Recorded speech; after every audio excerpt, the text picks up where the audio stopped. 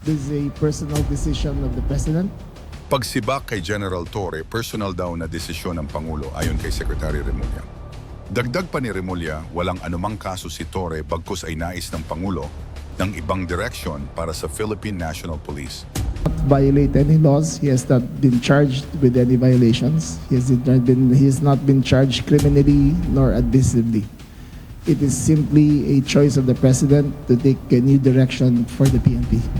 Nilinaw din ni Remulla na wala siyang kinalaman sa pagkakasibak ni Torre at binigyang diin na maayos ang relasyon nilang dalawa. Did you recommend the relief of General Torre after this conflict? Sir, that is a prerogative of the President.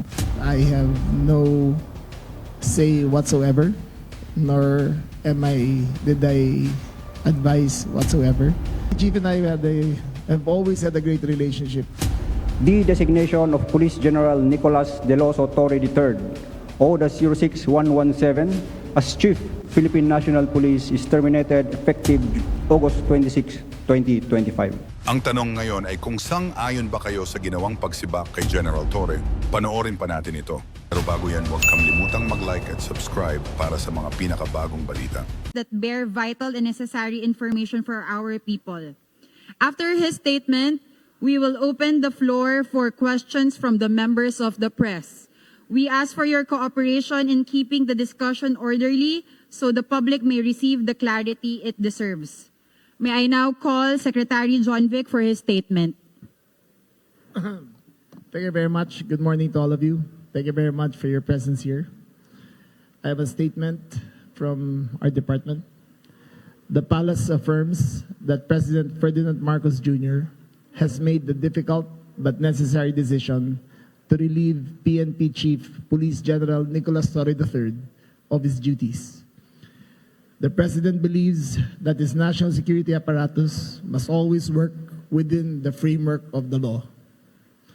With the recent developments, the President was presented with the facts, and he determined that the best course of action is to uphold the role of NAPOCOM as it was intended by law.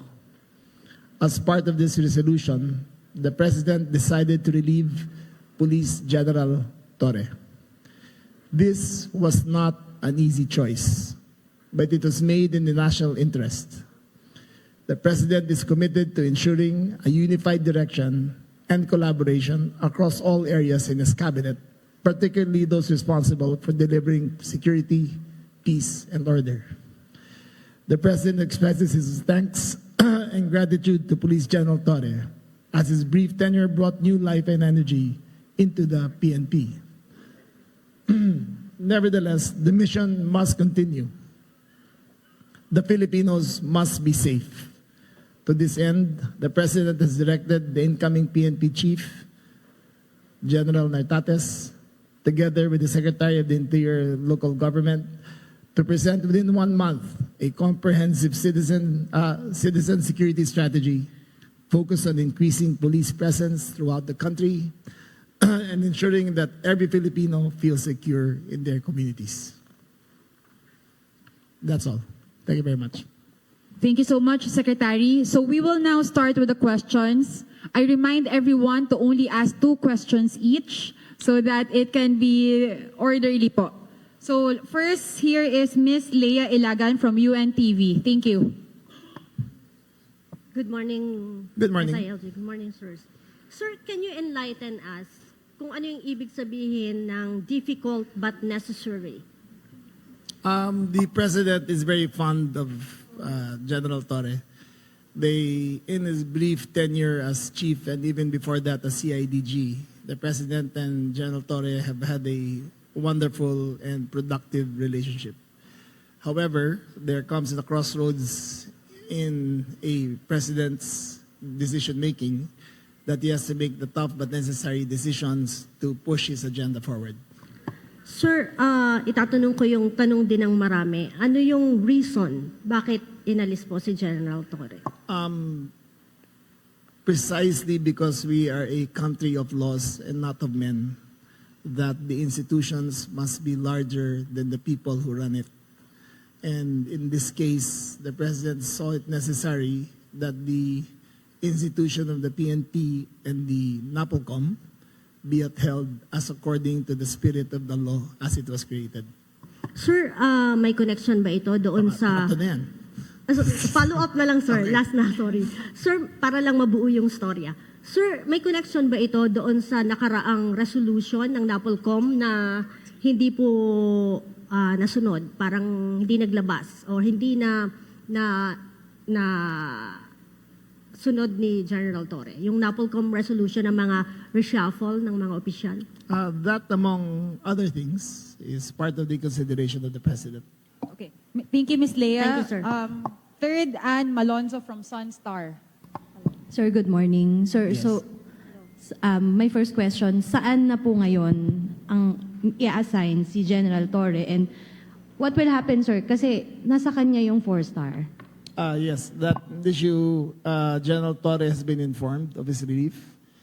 He has the option of retiring or staying, but the question of the 4-star will be with the NAPOLCOM to take up, but that is a collateral issue only to that who will be running the PNP, which will be formally, as of today, General Nartates. Any words, nag-usap na po kayo ni General Torre about this matter, sir? I have tried to get in touch with him. I made 5 phone calls last night. I think he was in a dinner, but he was duly informed, properly informed of the decision of the President. Okay. Ma'am, last, hindi kayo sinagot, sir?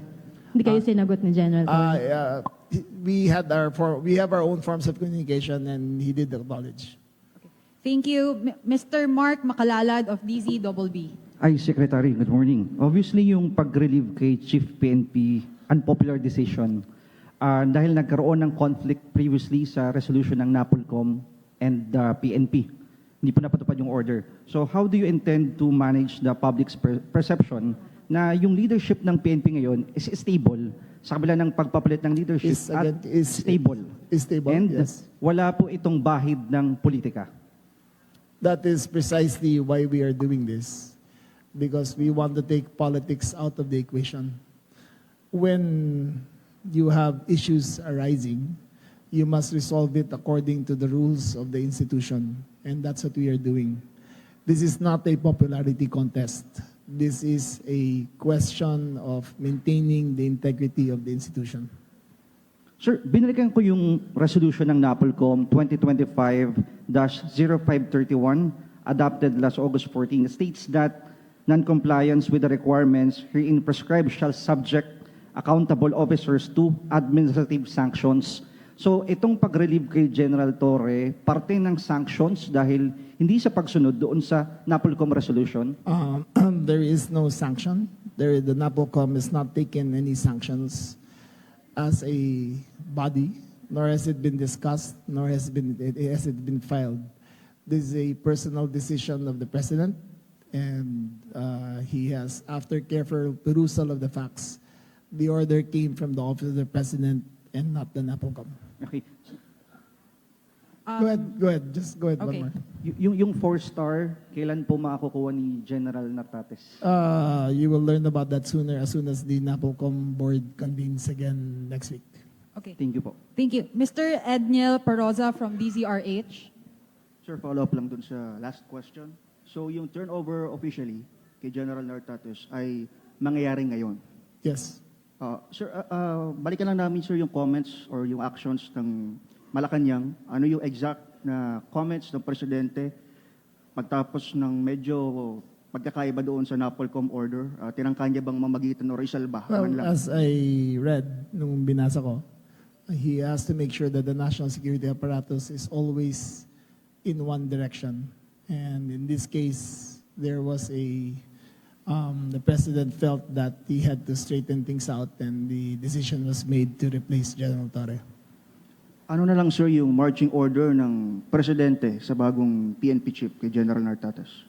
Well, as I stated earlier, the PNP chief and I will have to present within 1 month a comprehensive citizen security strategy focused on public safety. may mga inaasahan ba tayo, sir, na drastic changes doon sa response natin sa 911 at iba pang programs na in-implement ngayon sana ni PNP Chief Torre? I do not believe that that is part of the agenda. We will launch the Unified 911 on September 12, and General Nartates will take cognizance over that. It is an improved system. It is a more responsive system, and I think the people will see the difference. But from now till then, the 5-minute rule of General Nartates, of General Torre, will still be in effect, and we expect General Nartates to continue the good works that General Torre has started. Okay. Thank you so much. Mr. Manny Tupaz from Philippine Star. Sec, good morning. Morning. Sir, magmula nung nag-assume si PNP Chief last June 2, from the very start ba, may mga disagreements na kayo ever since? No, never. PNP Chief and I have always had a great relationship. Remember, I only entered the SILG last October, and that's the first time I met him. And from then till now, our relationship has, I would care to say that it is stellar. We've never had disagreements, and save for the last few days about certain things. And until now, I still consider him not only as a colleague, but someone who I've gone to battle with and who I trusted big decisions of the president with. Second lang. Okay. Aside apart dun sa Napolcom Reso, may nabanggit kayo among other things. Ano pa yung mga other issues kay Chief PNP na nagkaroon ng consideration bakit siya kailangan? That is between the national security apparatus and him, and that is an executive privilege we cannot divulge. Okay. Thank you so much. Mr. Mon Galvez of TV5.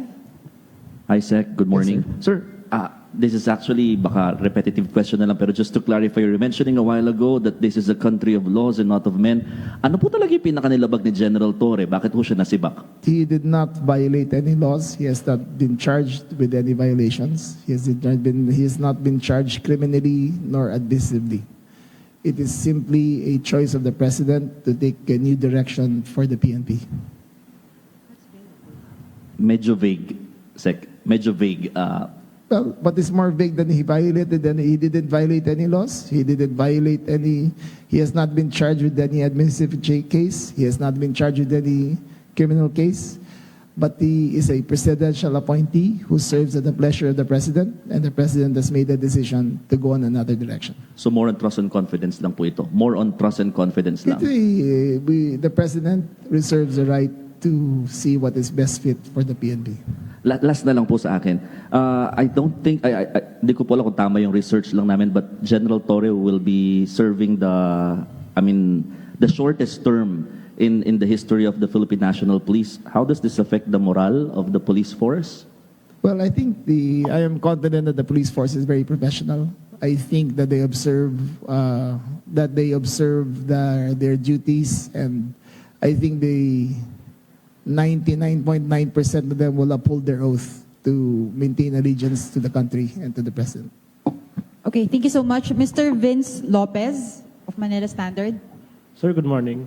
Sir, for the duration na Chief PNP si General Torre, may mga na-relieve yung mga officers. What would be the magiging nung mga official na yun, sir? Kung mababalik ba sila, reinstatement? That is a NAPOCOM issue. As according to NAPOCOM law, NAPOCOM procedures, level 3 going up is will be taken up by the NAPOCOM board, and the NAPOCOM will convene this week and reconstitute the leadership of the Philippine National Police. Okay. Thank you so much. Mr. Jairo Boledo of Rappler. Hi sir, good morning. Morning. Jairo Rappler. Sir, hingin lang namin sana yung information. Baka, ano po ba yung initial na reaction or pagtanggap po ni General Torre when the NAPOLCOM issued the memorandum po? Did he promise to the President to fulfill the said memorandum, sir? Thank you. That will be revealed on a later date. There are documents that are still sealed, which will be brought forth henceforth after the NAPOLCOM reviews it. Last question for me, sir. In relation to Vince's question, the NAPOLCOM reversed a few assignments made by the president, made by PNP Chief Torre, including some of the appointments in CIDG and all that. Ano na po mangyayari doon sa order na yun ng NAPOLCOM? Again, the NAPOLCOM will constitute again this week, and then we will review all the appointments and make the necessary recommendations to the president. Okay, thank you so much. Before we continue, following this question and answer, we will move to the next part of our program, the official assumption of office. So, Mr. Mark Gabriel, please, from Net25.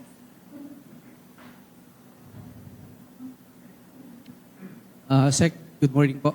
Sec, hindi naman dingid sa atin na nagkaroon ng conflict between yung NAPOLCOM resolution and the PNP leadership. And lately, naglabas din ng mga manifesto of support yung other mga units ng PNP to support General Torre.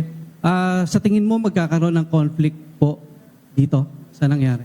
Di naman. I think those statements were done in an emotional state. I think in the end, they will follow their oaths and be true to their service. We do not consider it in any way as such other than as a statement of support. We do not color it with anything else except that. So we do not expect anything different from the service after this turnover occurs. Sec, tanong lang. Did you recommend the relief of General Torre after this conflict? Sir, that is a prerogative of the president. I have no say whatsoever, nor did I advice whatsoever. A chief PNP is the sole body, the sole entity to tackle such an appointment, or relief is only from the office of the president. Okay, thank you so much. Mr. Jason Gigales of Inquirer. Good morning, SILG. Paano po if hindi po nag-retire si General Torre po? Kung ayaw ho niyang mag-retire, if he doesn't give up that rank ho, that position, that 4-star position ho? That will be taken up by the NAPOLCOM. However, I was privy to a conversation that the president is considering him for another post in government, and we will know soon if General Torre will accept. Okay, sir. Second question ko lang po on my end. With the appointment po of Nartates, would you happen to know po, ano po yung rationale behind his appointment? Ano po yung reason particularly behind him being selected for this, to replace Torre po? Again, your question was... ano pong rationale behind Nartates being the selection to replace Torre? Well, General Nartates has served the PNP with distinction, much less with honor and with integrity. The president, while ruminating through the papers and through the qualifications, saw that General Nartates was best qualified to be the next chief PNP. Okay, thank you so much. Ms. Marlene Padiernos of DZMM. Hi, Sec. Sir, nabanggit niyo kanina walang naging paglabag si General Torre na posibleng naging dahilan ng kanyang pagkakasibak po sa service, sa pwesto po. However, sir, ano ho ba yung nakikita niyo hindi ba nasiyahan sa serbisyo ni General Torre? And nung nalaman po ninyo na aalisin siya bilang Chief PNP, nagawa niyo ho ba siyang, nagkaroon po ba ng pagdepensa kahit paano para mapa-stay siya doon sa kanyang post, sir? In terms of the reasons behind it, again, I defer to the president. He is the sole entity to answer that. We just received orders. I can, with all honesty, say that the General Torre and I talked several times regarding the situation, and even the president and him talked several times, and the conversations were very candid and very, there was no intensity to it.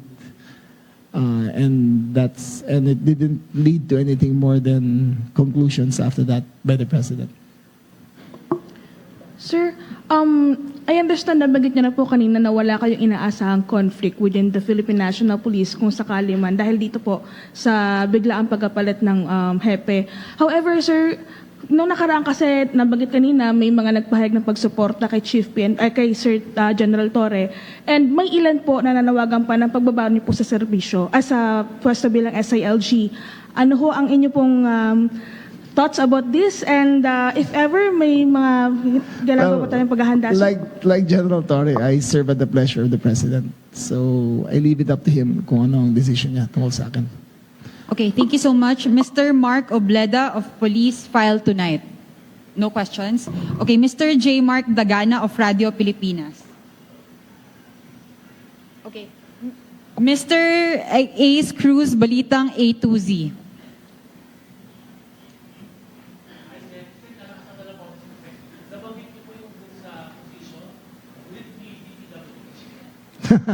We will have to wait for the President to make the announcement. I'm not at liberty to... I actually don't know for a fact of what will be offered to him, but it has been brought about during our conversation that he is thinking of offering a position to the former Chief PNP. Yes. Okay. The President said that, sir? Yes. Yung usapan nyo? Okay. Yes, he is being considered for another position because the President still believes in his capacity, in his organizational strength, in his vast experience in the service. So the President believes that he can be of use in other positions critical to the nation's development. Okay, thank you, sir. If there are no more questions, are there any more questions? If there are none, we will now proceed with the official assumption of duty. 2 minutes. Please all rise, and would like to request Police Brigadier General Jaime Sereno III, Director of the PNP Chaplain Service, to deliver the invocation. Let us acknowledge the presence of God in our midst and offer prayer. In the name of the Father, the Son, and the Holy Spirit. Amen.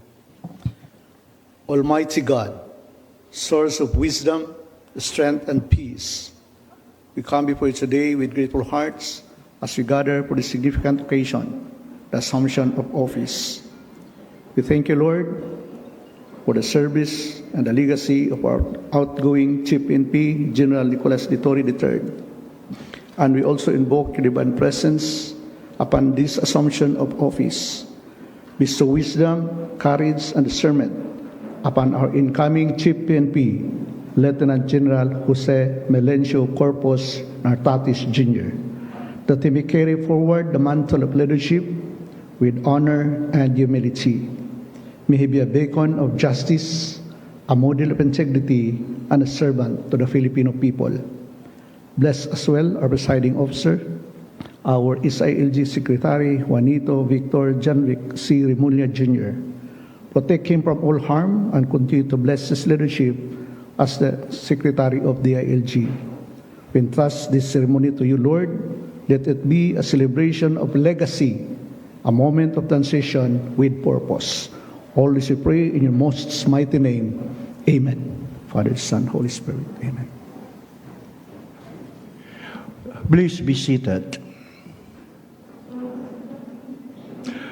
And now for the reading of the relief and designation orders, we would like to request Police Major General Constancio Chanayog Jr., the Director for Personnel and Records Management.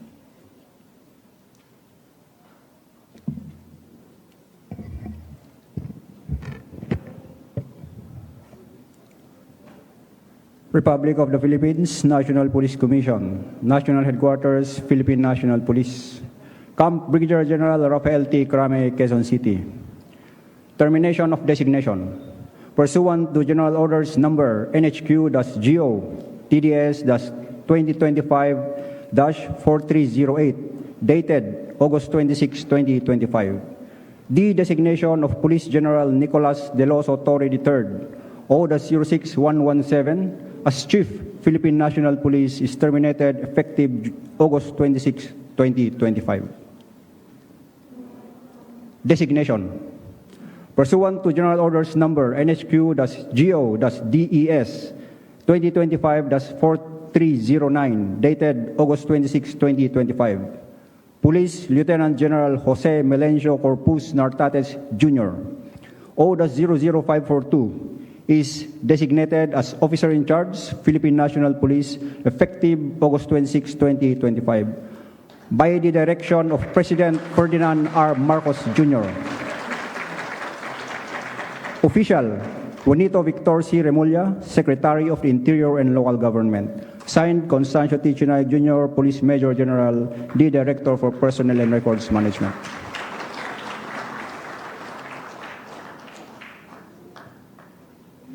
Thank you very much, sir. You may now be seated. For the next part of our program is the assumption of command and message by our incoming OIC PNP Police Lieutenant General Jose Melencio Nartates Jr.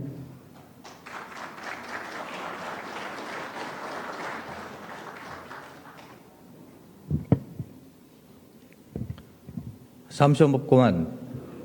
Pursuant to General Orders Number NSQ-GO-DES 2025-4309, National Headquarters, Philippine National Police, dated August 26, 2025, I hereby assume the position as Officer in Charge, Philippine National Police, effective August 26, 2025, and I sign in your presence.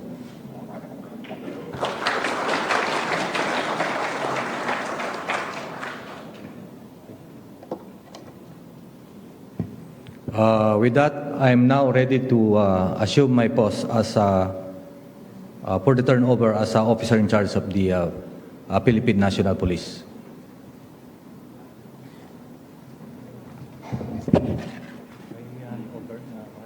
Taking na yung next.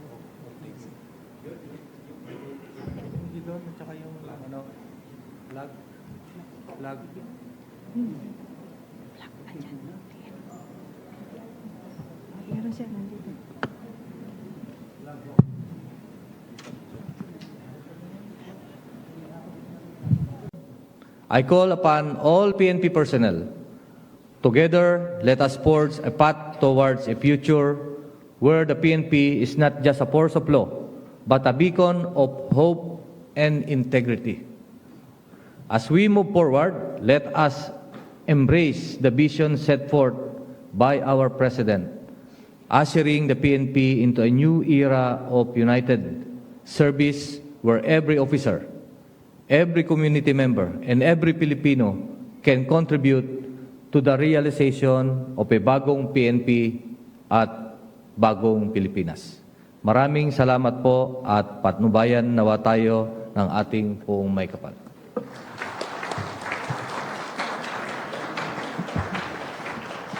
Thank you very much, sir. You may now be seated, everyone.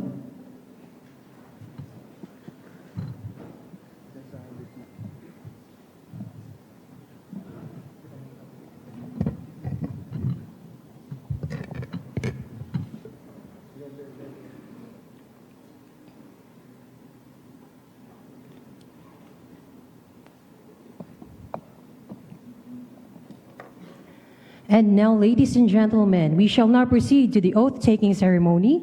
May we request Honorable Juanito Victor Remulla, sir, to administer the oath, and may we request Police Lieutenant General Jose Melencio Nartates Jr., incoming OIC of Philippine National Police. And for the solemnity of the occasion, may we request everyone to please rise. And may we also request Mrs. Mary Rose Nartates to join the oath.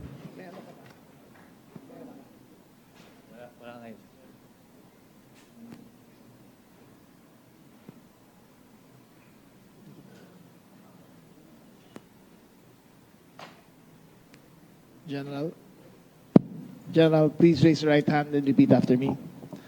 Ako si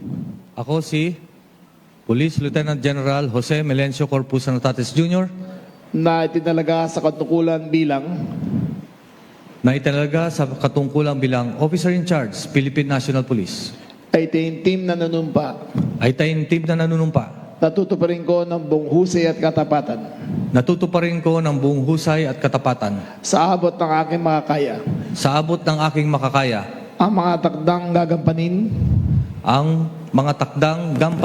Ng aking bagong katungkulan. Kalin sabay nito'y. Nangangako nangangako ako sa ngalan ng Republika ng Pilipinas sa ngalan ng Republika ng Pilipinas na aking itataguyod at ipagtatanggol na aking itataguyod at ipagtatanggol ang saligang batas ang saligang batas at tunay na mananalig at tatalima ako rito at tunay na mananalig at tatalima ako rito na susundin ko ang mga alituntunin na susundin ko ang mga alituntunin, mga kautosang legal at mga dekretong pinaiiral na mga sadyang itinakdang may kapangyarihan sa ilalim ng Republika ng Pilipinas. At kusa kong babalikatin ito ang mga pananagutang ito na walang anumang pasubali o hangharing umiwas. Kaya nawa ako ng Diyos. Binabati kita.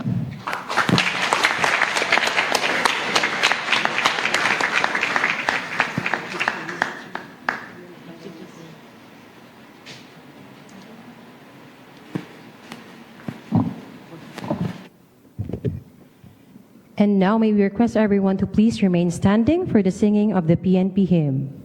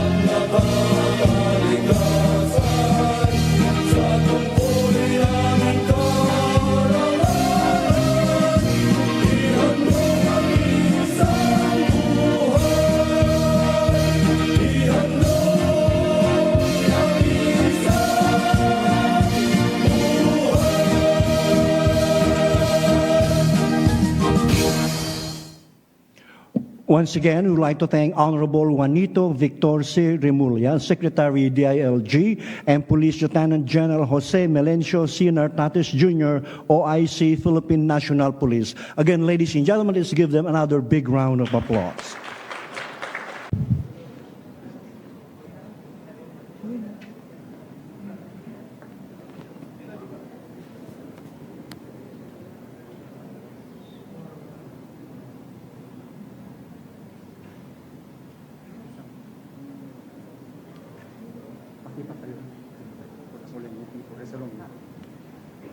For the solemnity of this occasion, may we request everyone to please rise.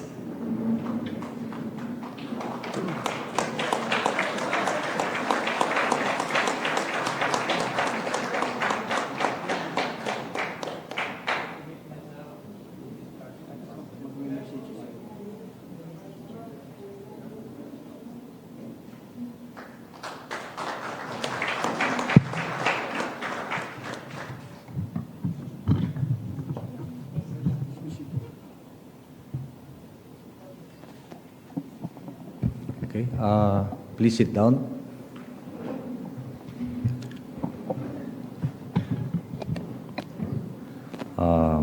my fellow Filipinos, today marks a great opportunity, one that is rooted deep within the aspirations I have valued. As I assume as the chief or to lead the Philippine National Police, I am reminded of the dreams I harbored for a safer, more secure Philippines, a dream where my grandchildren and indeed all Filipinos families can walk our streets without fear. In the next years, as I direct the course of the Philippine National Police, I am committed to ensuring that this institution stands greater than ever before, not only in terms of strength and efficiency, but also in the trust and respect of the people. I thank God Almighty for bestowing me this unique opportunity to lead the 228,000 strong personnel of the Philippine National Police. Mga idaldaulo, iti pagilian tayo, Apo Madaydayaw, His Excellency Ferdinand Bongbong Marcos Jr., President, Republic of the Philippines, for his trust and confidence to implement the needed reforms in the organization. Thank you so much, Apo President. To the Dynamic Secretary of the Department of Interior and Local Government, Honorable Juanito Victor Junbic Remulla, sir. Thank you for your support. To the outgoing and the first Lacan Chief PNP, Police General Nicolas Deloso Torre III, thank you for steering the PNP for what it is today. To my beloved family who has nurtured me to what I am today, my father, my mother, and my brothers, my wife, Mary Rose, and my children who are the source of my strength and inspiration. I would like to recognize the presence of all government executives, friends, relatives, and the beloved members of the Philippine National Police who are here present, especially our members of PMA, Talangayodiwa Class of 1992. At sa lahat, sa okasyong ito, isang magandang umaga sa ating lahat.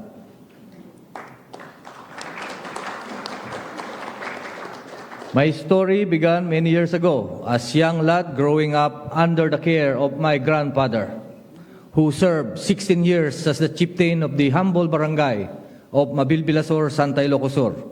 Sa apong ko unang nakita ang kahalagahan ng pamumuno, disiplina at kaayusan. Holding on to these early impressions in life, I went on as PMA cadet, eager to learn more. Through the rigors of cadetship, I was able to internalize the deeper meaning of courage, integrity, and loyalty. From the halls of the academy to the streets where I patrolled as a young lieutenant, every experience has shaped me into the leader I am today. My aspiration has become to lead with integrity, to serve with compassion, and to protect our communities with unwavering dedication. But today is not just about my story. It is about the collective narrative of the Philippine National Police, an organization built on the pillars of service, honor, and justice. Over the years, we had been guided by the wisdom and insights of my predecessors. It's like our former Chief PNP, General Acorda, palakpakan natin, who have left behind a legacy of best practices. Together, we have overcome adversity, solved crimes, and have worked tirelessly to protect our vulnerable communities. Our aspiration is clear: to become a resilient organization able to provide a safer, more secure environment for every Filipino where justice prevails and all can live without fear. Kahalintulad ng sinabi ng ating mahal na Pangulo, na ang pangarap mo ay pangarap ko rin at pangarap nating lahat. Ito ay ang magkaroon ng isang bagong PNP para sa isang bagong Pilipinas. And in order to realize this dream, we shall march together and traverse this path by carrying out the needed programs that will ultimately or that will continuously transform our organization. First is, in an overwhelming landscape of threats, innovation in patrolling and investigation is the key. We can deny the occurrence of crime through the mastery of community, strategic deployment, and police visibility in crime-prone areas. In the occurrence of crime, we should provide investigative solutions by identifying personalities and groups involved, secure evidence that will ensure their guilt before the court. Through proactive policing strategies and strategic partnership, we will ensure the swift apprehension and prosecution of offenders, sending a clear message that crime will not go unpunished. At the same time, shall continue the 5-minute response policy of the former Chief PNP to assure the public of timely intervention and protection. Second, following the direction of our President and as we confront the realities of modern crime, we must expand our focus to include cybercrimes that is becoming more rampant or prevalent. Our cyber capabilities must be responsive and should adapt to the latest cyber threats and trends. We will prevent these crimes proactively with rapid response and establishing mechanisms in place to address emerging threats swiftly. Third, our commitment to the campaign against illegal drugs, loose firearms, and terrorism must remain steadfast. Record shows that prevalent crimes are often associated to these personalities involved in illegal drugs and that prevalent crimes are usually committed with the use of firearms. Fourth, the morale and welfare of our personnel are paramount. Through continuous education, recognition, and comprehensive welfare program, we will empower our officers to perform their duties with excellence, professionalism, ensuring their well-being and morale remain high. Fifth, we will revisit, improve, and implement risk management plan at all levels, or the business continuity plan. Six, we must review and enhance our security operations to intensify protection of vital installations. Seventh, we must ensure or enhance our capabilities and secure protocols in managing public events and maintaining crowd control, ensuring the safety of all participants and the organizer as well, by implementing comprehensive security plans and maintaining a calendar of events. We will uphold order and safety during gatherings and festivities, especially in Metro Manila.